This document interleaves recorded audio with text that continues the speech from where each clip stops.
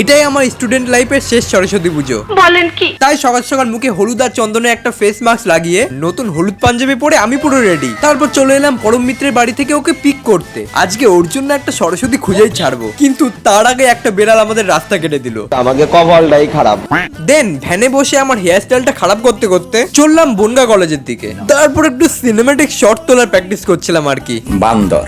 At least Bongaon কলেজে পৌঁছে গিয়ে দেখি ভাই পুরোই খালি, কিন্তু আমার দুই বন্ধু বিজি ছিল সুন্দর সুন্দর রমণী খোঁজার জন্য। বাট কেউ ওদের পাত্তা দিচ্ছিল না বলে ডিপ্রেসড হয়ে কলেজ থেকে বেরিয়ে যাচ্ছিল। অ্যান্ড আমি ওদেরকে জোর করে ধরে আনলাম এই বিরিয়ানি খাওয়ার জন্য, কারণ পেটে কিছু পড়লে ওরা আবার মাঠে নেমে যাবে। আর অর্ডার দিয়েছিলাম চিকেন বিরিয়ানি।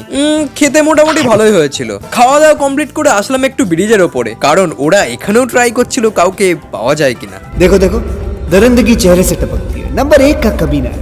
বাট সবাইকে এখানে মিঙ্গেল দেখে টোটোতে করে চললাম আবার বনগা কলেজের দিকে। আর পৌঁছে দেখি ভাই এত ভিড় হয়ে গেছে। এন্ড এটাই শেষ আশা ছিল আমার দুই বন্ধুদের কাছে কাউকে খুঁজে নেওয়ার। অনেক চেষ্টার পর অ্যাট লিস্ট আমার বন্ধুরা পেয়ে গেছে। নাও এবার আমার এখানে দায়িত্ব শেষ। এটাই ছিল আমাদের স্টুডেন্ট লাইফের শেষ সরস্বতী পুজো। পরের বছর এই টাইমে কে কোথায় জব করবে ঠিক নেই, কিন্তু এই সময় আর কখনোই ফিরে আসবে না।